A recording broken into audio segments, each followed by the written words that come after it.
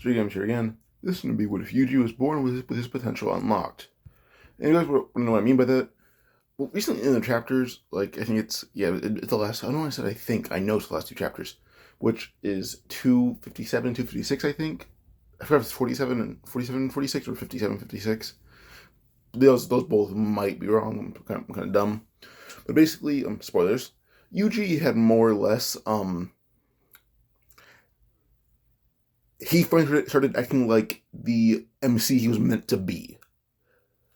Like, he was already given a little bit of MC energy, but now he's locked in and he's using it.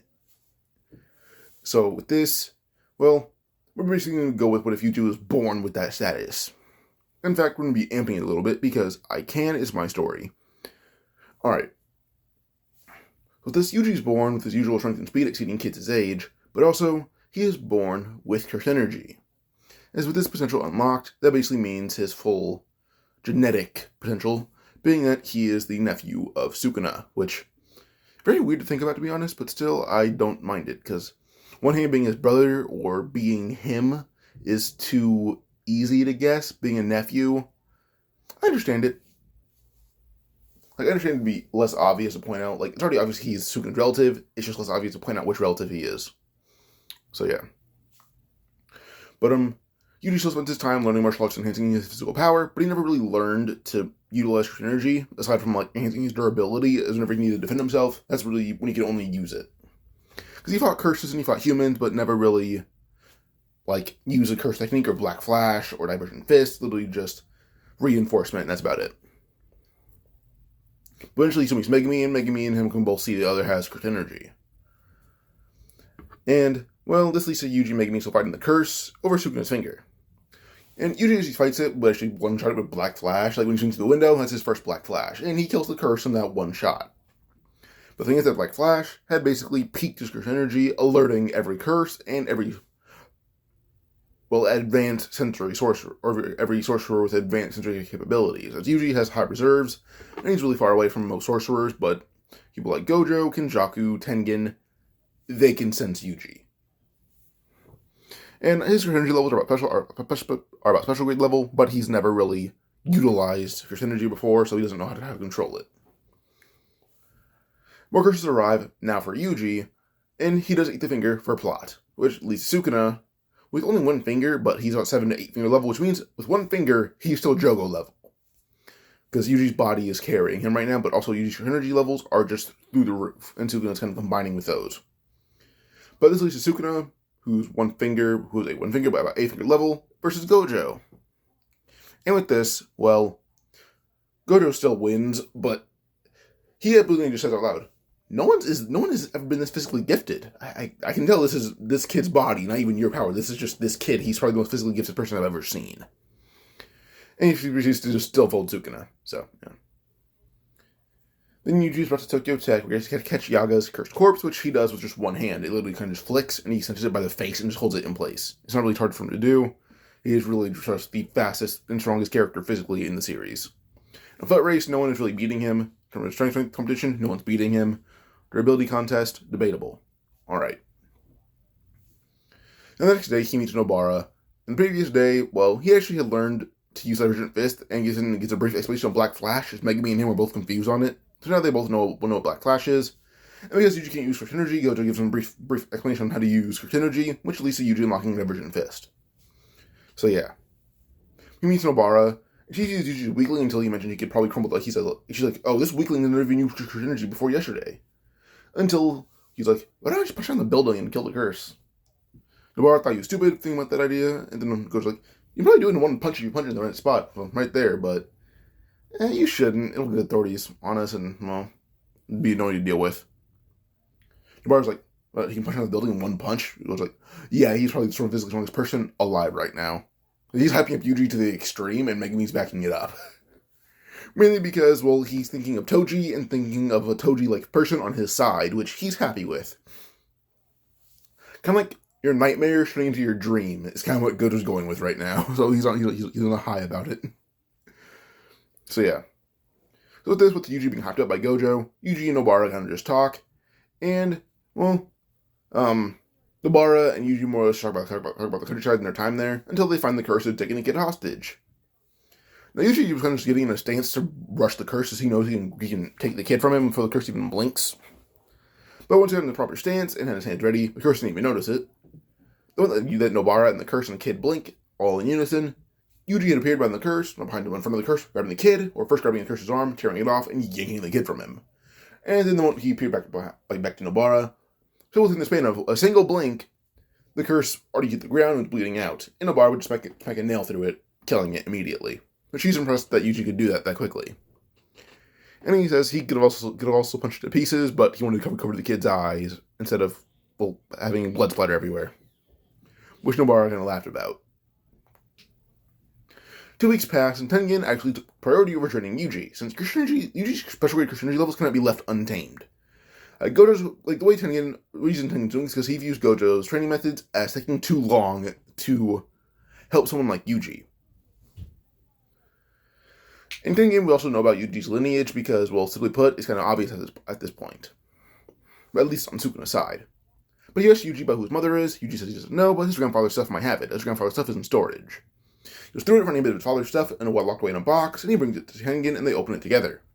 And this is where he sees Yuji's mom with scars on his forehead, which Yuji thinks, just a unique scar. Tengen breaks the news of Kenjaku, and who he is. Doesn't really understand.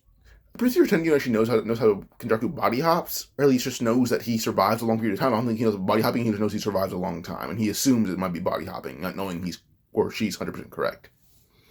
Because Tengen's a girl, so, yeah. So Yuji learns that he's Sukuna's nephew, but not how he's Sukuna's nephew still. But he also learns his father-mother creature is Kenjaku. So, yeah. So now Yuji has 2 weeks of his bloodline being unraveled to him, but he also learns to use blood manipulation since Tengen had him eat 6 cursed wombs. Yeah, 6 cursed wombs. So Tengen's helping Yuji understand how to use the technique. So at this point, you can only use piercing blood and not on a really good level. It's really hard for him to do. Because he doesn't really go long to mid-range. He just goes hand, foot, headbutt. That's kind of just his entire repertoire. So, yeah. But eventually the trio, Yuji, Megumi, Nobara, head to the detention center, and Yuji still fights the finger bearer. The thing is, Yuji being special grade in terms of everything about him physically, except for a technique, he can react and dodge a finger bearer, also block. So he actually lands a few solid hits, and just even using piercing blood at a distance whenever he doesn't really want to get too close to the curse. Actually, even taking off a limb or two, being probably an arm and severely damaging a leg. He even used 3 black flashes in a row, and he made just giant craters in the building from summoning the curse into it. When he does get the finger, he does eat it, thinking he can control Sukuna, but Sukuna takes it over as he's very excited to use Yuji's body. Using Yuji's body gives him the same amount of excitement as taking over Megumi's body would. It's because Yuji's so gifted that Sukuna can run wild. And Sukuna at this point has 3 fingers, but he can use up to about 11 to 12 finger level power, because Yuji's body is simply just that powerful. His potential is unlocked. Sukuna is kind of using that unlocked potential for his own gain. So his power is unlocking faster and faster the more he's inside Yuji with each finger he eats. So, obviously, eating Sukuna's finger makes Sukuna stronger, but due to Yuji's unusual body, Sukuna gets stronger faster. At this point, Sukuna can probably use Fuga with no difficulty. Just because Yuji's unlocking his power faster and faster by just existing. So, yeah. Sukuna would basically just, grab the finger bearer and literally just roast it. As I said before, he can use Fuga, so he kind of just roasts it, and that's it.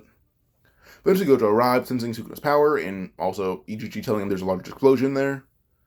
And it wasn't finger bearer level, so Gojo arrived, and would basically defend Megumi and Nobara would be sitting in front of them a lot of the time, or behind them, or in the middle of them, basically just annoying Sukuna because he can't get near Megumi or Nobara. Even Sukuna tried to use Fuga and threaten Ichichi, Gojo just hollow purple Sukuna and knocked him away. He didn't really die because Yuji's body plus Christian energy reinforcement is just an OP combo, but this really wound him. But actually Sukuna is just so annoyed that he just rage quits life and takes Yuji with him until they both come back. But Yuji still goes with Nanami. Now, when it comes to the curses outside, Yuji having wants to fight a lot more just to gain control over his piercing blood, or just blood manipulation in general, as he has a scroll from Tengen. Well, he tried to use flowing red scale because it's a hand-to-hand combat technique for blood manipulation. As he uses it, he actually would land four black flashes in a row, taking out every single curse in one punch. And his hands are in his pockets as he does this. He just knows how to get in the zone and then use it. It's kind of like flipping a switch in his brain at this point. He can mostly do it by will, but it's not as strong as Black Flash is like a 1.5 increase. For Yuji, by will, it's more about a 1.2 increase. So he can conjure a small increase, but not as big as the usual Black Flash. Which actually does surprise Nanami, because Yuji does not need the entirety of the amp. So, yeah, it's just impressive. He gets every benefit of a Black Flash, except for the speed and strength increase, where those are a bit weaker than the actual increase he needs, but still doesn't really need an increase. He's just him. So, yeah. Then we have Junpei, which was the same, then the Mahito and Yuji fight. When it goes to Sukuna and Mahito laughing at Yuji, Yuji's rage is even higher because he just found out the person he's inhabiting is his family. Well, not just found out, but he knows this. And the thing is, he hoped there was good in him. But now seeing Sukuna laugh at him, mocking his peril when he lost one really close to him, Yuji is like, Sukuna's directly opposing the message that Yuji's grandfather gave him. And Sukuna is family to Yuji. Yuji will consider him family, but he's a bad person. He has somewhat love for Sukuna now, but he knows he'll never change. And he knows this now. So now that he basically just lost all hope for Sukuna being a proper family member or familial figure, well, Yuji's rage reached a whole new level, and he would grab Mahito by the face, going to take that rage out on him. Mahito was about to figure Yuji until the entire building had a gigantic, mark across it. A very thin but deep mark, like it was cut. When Sukuna looked at Mahito through Yuji's eyes, Mahito was blinded. His eyes were cut. Then Sukuna would make a mouth appear on Yuji's hand and yell, "You insolent brat, you dare use my power." Basically just mocking Yuji, not mocking, just yelling at him like, "You're an insolent brat, you can't use my power, And he basically just ends it by saying, "I'll have your skull in my hand and I'll use it to drink the blood of your stupid team." Because Yuji had to use cleave. And Sukuna conjured it by making Yuji so mad. So Yuji would now use flowing red scale Black Flash into Mahito, also throwing in a few cleaves to cut Mahito apart. And then instead was Yuji's just demolishing Mahito, Nanami would soon join in. At the end, Yuji landed 9 Black Flashes, and Nanami being in the zone by basically being near Yuji's Black Flash. Like, due to his conjuring of Black Flash, he's literally just affecting the area around him, including Nanami, which allowed him to pull off an extra Black Flash. So with this, these two both break a record. Yuji had achieved it before, which Nanami was surprised by, but now Yuji broke it. Double broke it. And then Nanami had broken it one time, which he's actually surprised by, but by the end of it, Nanami needed to sleep for a few days. But still, Mahito escapes, but he mainly escaped because Nanami had collapsed, and Yuji went to go just see if he's okay. So, yeah. But when he does go to Ichichi, he's like, he's fine, he's just really tired, give him a break. So, yeah. Eventually, the Kyoto event happens, and Yuji still befriends Todo. But as everyone lined up, Yuji would just use Flowing Red Scale Stack, and actually, this surprises all of Kyoto. But with the shock factor added, the one that Gojo or Yaga or Gakuganji said start, Yuji would give Todo the meanest right hook ever, and send Todo flying. As Todo landed, he didn't even land, he just hit the ground. He got up, and him and Yuji would proceed to fight, and Yuji and him both yell, hand-to-hand combat. Yuji would basically take off Flowing Red Scale Stack, and just keep hitting Todo in the face, going in for a few body shots too. But by the end of it, it's basically just a battle of endurance and force, and Yuji wins on both ends. His endurance is higher, his durability is higher, which his endurance isn't really needed, but then his force is also much greater. He's a much more trained martial artist. He's trained in martial arts basically since, not the day he was born, but for most of his life he was trained in martial arts. Todo had been trained in martial arts for 5 years. Because Yuki found him in elementary school and moved to middle school. Yuji was training martial arts since he was physically more gifted than everyone else, and was skating to make sure he could control that strength. And even more so with this version of Yuji, who's basically a better Toji, in all sense of the word. Or term, but yeah. But later we learn Hanane's attack, and Yuji continues to blitz and clash with Hanane from the start since he beat Todo a while ago. It's basically Yuji, Maki, and Megumi versus Hanane. But eventually Megumi would drop out to go help everyone else as Todo had waken up, so now it's Maki using Playful Cloud versus Yuji and Todo. Not versus Yuji and Todo, but helping Yuji and Todo with Hanane. Maki's skills, so weapons are greater than Yuji and Todo's skill combined, so she actually holds Haname in place, and then Yuji and Todo wail on Haname. But by the end, Haname was barely alive, but used their domain to basically cause the students to retreat, because it's a sure hit domain, and Yuji basically had broken it open with his raw strength, and they retreat from there. But Haname would end up retreating themselves to go continue living. So Haname survives by basically baiting them and leaving. At the end, while everyone's recovering, Kyoto's recovering, Yuji and Todo had bonded, and Yuji actually bonds with Noritoshi Kamo. And Noritoshi asks him about, like, his grandfather, or not about his grandfather, but about, like, how he can use blood manipulation. He just, he just lies, like, I had a great-grandfather who was very mysterious, claiming he didn't have a good relationship with his family. So when he married my grandmother, he took her name and pretended he didn't have a life before marriage.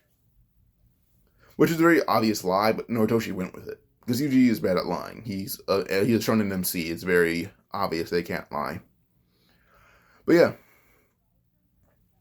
We didn't have the bridge mission, but due to Yuji's cursed energy, resembling the cursed wounds, and using blood manipulation, despite his appearance, simply put, as soon as you know he's their brother almost immediately, or that he has something to do with them, so they're either going to talk or submit.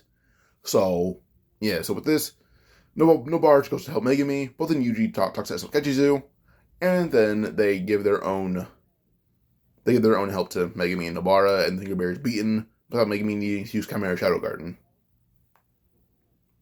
But yeah, so with this, they end up joining Tokyo Tech for ulterior motives, but non-malicious ones. Then for about 2.5 weeks to a month after this, Yuji would train within the Kamo compound with Esokechizu, as the Kamos want to, like, get to know Yuji. But eventually, they're able to... Wait, pause. With context clues put together, the Kamo elders are able to put together who Yuji's grandfather probably is, like great-grandfather, or great... Hold up. Who Yuji's great-grandfather times 15 is. So with this, they find out his great-grandfather times 15 is the evil Noritoshi Kamo. So, yeah. Now, they're kind of wondering why Yuji's the only relative who can use blood manipulation. He mentions he probably is the only relative who became a sorcerer, because he grew up in an isolated part of the countryside, and reportedly, family never really left the countryside of Japan. They always stayed in the countryside or isolated part of Japan. So with this, Yuji would spend time in the Kamo compound, learning to use techniques within the Kamo clan. And Esokechizu are getting to know family. So, yeah. Kechizu isn't instantly as accepted, but the elders view him as intriguing, and Yaga actually has him around more than the Kamo clan. Panda and Kechizu get along really well. That's the best way to put it. Best way to have the life go on. But now we begin the Shibuya Incident. First, Yuji and Kechizu team up with Meme. Then, well, when it comes to the Grasshopper Curse, it's like the first fight. Well, if that was the first punch, you would just dodge and like the Gun Club G counter and knock its head off. And in a literal sense, he punches its head off. So, yeah. Smallbox Deity later would try to ally itself with Kechizu, whose Kechizu looks like a curse. And also it's a special grade curse, if you guys didn't know that. So, the Smallbox Deity's like, come on, you are our special grades, we'll take over this entire area. So he's just like, yeah, sure, why not? He jumps over to his side. The Smallbox Deity lets his guard down even a little bit. Kechizu would literally drop by the face and tear its head off, and then crush it. So, the fight ended right then and there. Yuji and Kechizu kind of handled it. Meme and Wee were useless. Alright. Yuji then leaves to fight Awasaka with Megumi, but Esko had flown around just doing recon and noticed how he's like, they didn't know he's not taking damage from hard blows, right? It's very obvious to see from up here. Like, the Black Hair's picking up on it, but Oh my god. He lays down, grabbing Osaka by the neck, and tells them both, making this needlessly complicated. He then flies back, first throwing him at like a light post, and impaling him on the light end, saying like, he was off guard for me, so this worked, but literally just throw him off something really high, and he'll hit the ground, and probably die or be injured to some degree. Then just don't punch him, and you'll be fine. Yuji made me both had to embarrass. Look at how simple that was. And Osaka kind of just dying and twitching. So, yeah. But then eventually Yuji does find Choso, and they begin fighting, or Choso's fighting, Yuji's blocking and dodging, which is really easy for him to do. He's special grade already, and Choso's like very weak to him in terms of physical stats, so it's pretty easy able to dodge, even using him like Yuji can dodge. Also, like he's stronger than Choso in every sense of the word, except from like using techniques like curse techniques. Even then, well, his curse energy levels allow him to just have a large output of power. So, but eventually, some characters arrive, and two weaker brothers reveal like who Yuji is, but then also their intentions. And they mention like, yeah, having quantity over our father would be good to fight him, but right now we need quality.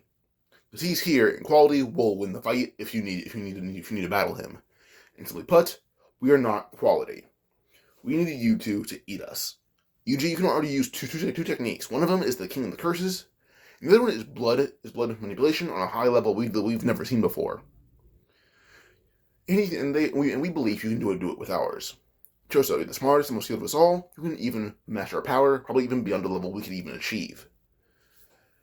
So with Yuji and Choso being kind of peer pressure to do so, they eat their brothers, kind of alternating between who they eat to make sure they get them most of the power that they can. By the time they're done, they both covered in blood, but just would run away, not knowing what to think right now. He usually comes into the bathroom contemplating life until he's hit over the head with a toilet thing and four-sided fingers. The thing is, 10-finger Sukuna is too strong to currently exist. Or 15-finger Sukuna is strong to currently exist because Yuji's body is too powerful, plus now he unlocked he has three techniques. So, yeah. So, Sukuna can combine his cleave and dismantle with Yuji's cleave, which makes his cleave about 5-ish times stronger, which isn't good. He can also use blood manipulation on a scale that no one's ever seen before, and rot is dangerous. So when it comes to Jogo versus Maharaga, or Jogo versus Sukuna, then Jogo and Sukuna versus Maharaga, well, first when it comes to Jogo, Sukuna just literally just dared Jogo, graze me, and I will serve you until the day this body dies. And then Jogo's like, oh, easy. No, not easy. He didn't even graze the hood. He didn't graze Yuji at all, or Sukuna at all. When that even came to the meteor, Sukuna immediately just used piercing blood, and then infused the rot in that blood and amplified it with the rot technique itself, and crumbled the meteor away. Then he would grab Jogo and basically just Fuga him out of existence. So, yeah. Then Maharaga. Then you just rot Maharaga, and he won't really adapt as Sukuna just keeps increasing the power of the rot in various ways. And then when it begins taking effect, he literally just cleaves Maharaga to pieces that cannot be recovered because his cleave is much stronger than canon, and Maharaga was not ready for it. So Sukuna just tears the tower right now. He's using those to his advantage and catching Maharaga off guard, and that allows him to win.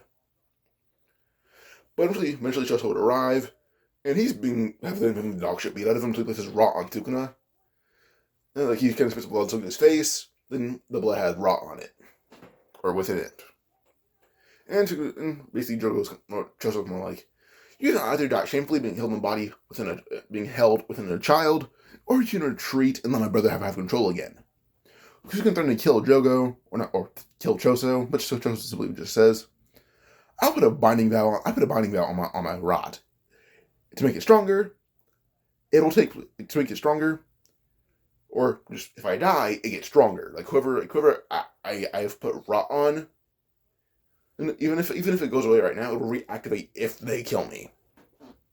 Well, it's very just broad subject. It's kind of more like like a dead man's trigger. Like, it's off you right now, but if you kill me, it'll reappear 10 times stronger. So immediately Tsukuna's like, oh, well, fuck. And then just goes back in Yuji's body because he's going to rot away regardless whether he wants it or not. So, yeah.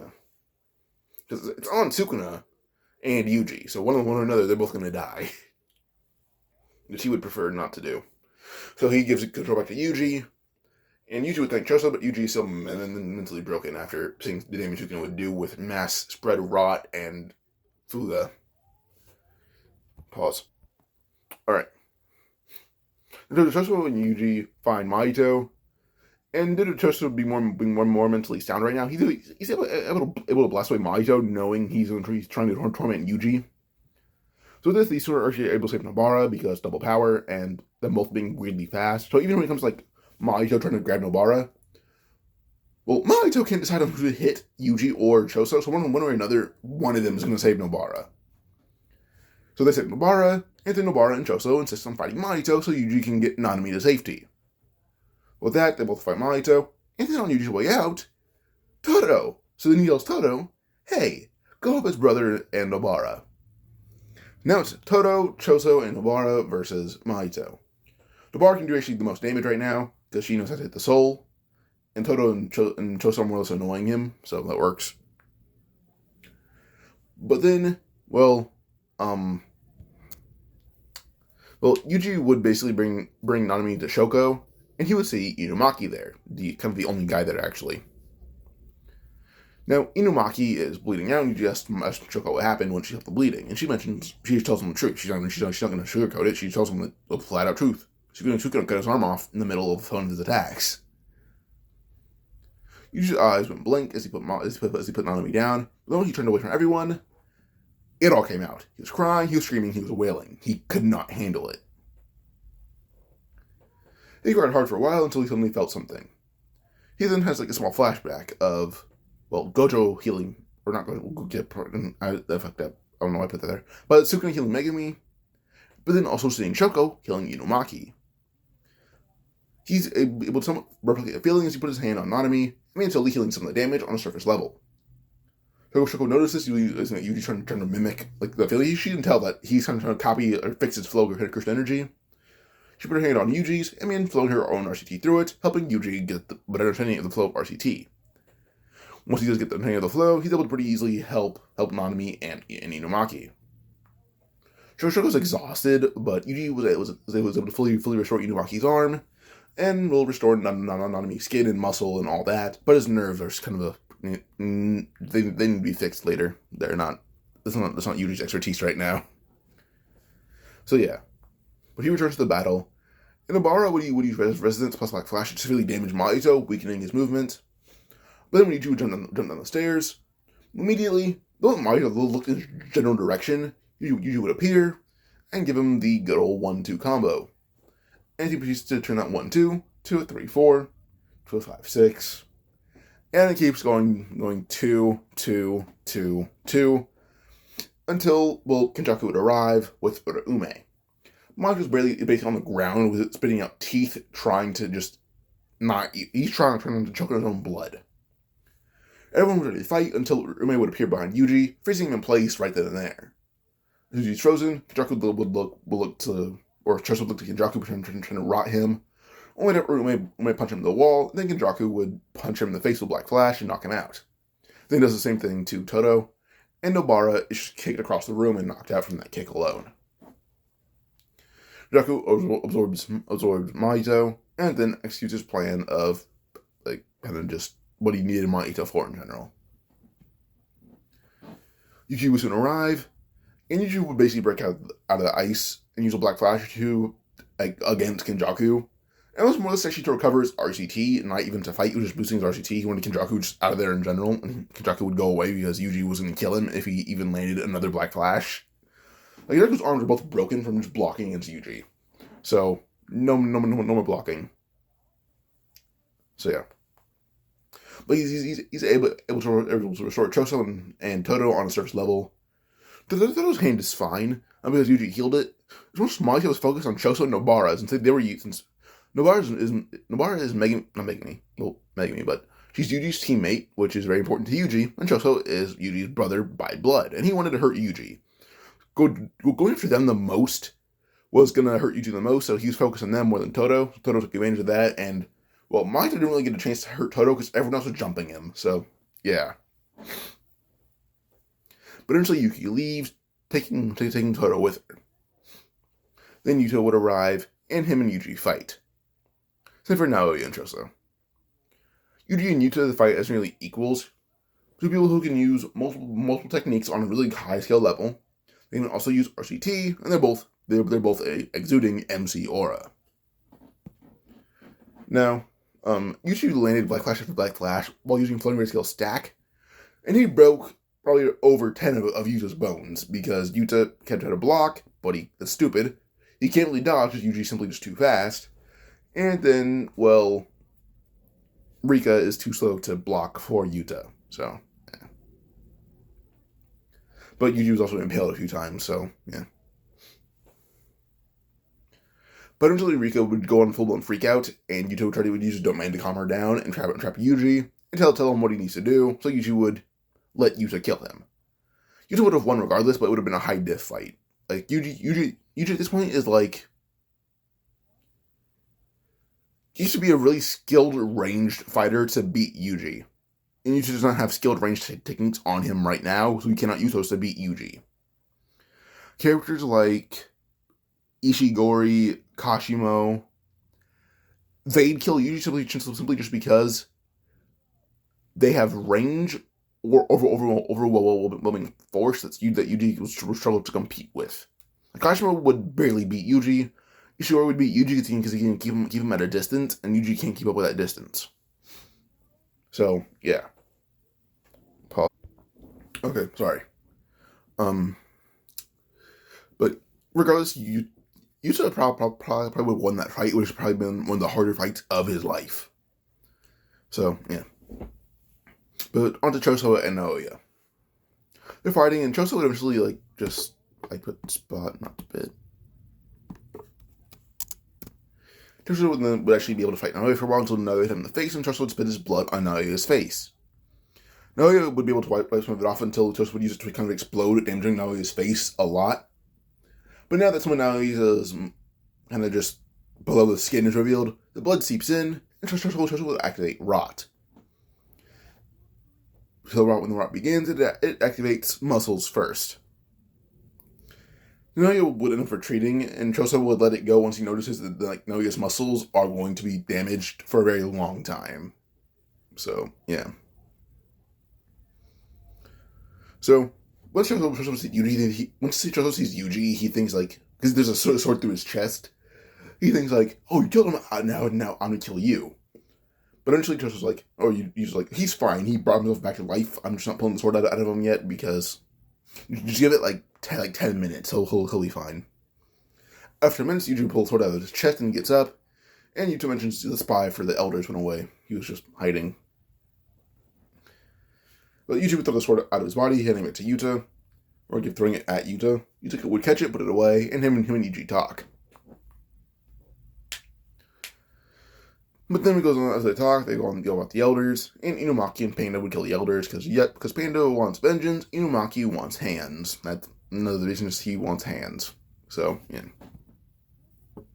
But under Maki right now. Maki was part of the Detention clan, but when she watched Naoya, his speed is much slower. As I said before, Choso crippled him. Permanently. Plus, his face is pretty messed up, and Shoko will not heal him. Shoko's kind of the only RCT user aside from Yuta and Yuji. So, his one eye's messed up, and his legs are damaged. Well, his muscles in general are damaged. So she has an awakening here towards the end, and the awakening she would have when she fights Curse Naoya is happening here. Because she's personally killing the man who made her life miserable and made her feel less than human. It was already Ogi, she's doing it again to someone who made it more severe. So she's doing this as more she killed Ogi for killing Mai. She's killing Naoya for herself. Then that is what starts her awakening early on. So with this, she kills Naoya herself instead of her mother, and Maki gets her awakening months early, or probably weeks, but still early. So yeah. Now eventually Yuji, Megumi, and Todo go see Akari, and Megumi and Todo would slam Karara, since when the fight began, literally switch places, and then maybe just uppercut her across the face or in the chin and knocked her out, and that was the fight right then and there.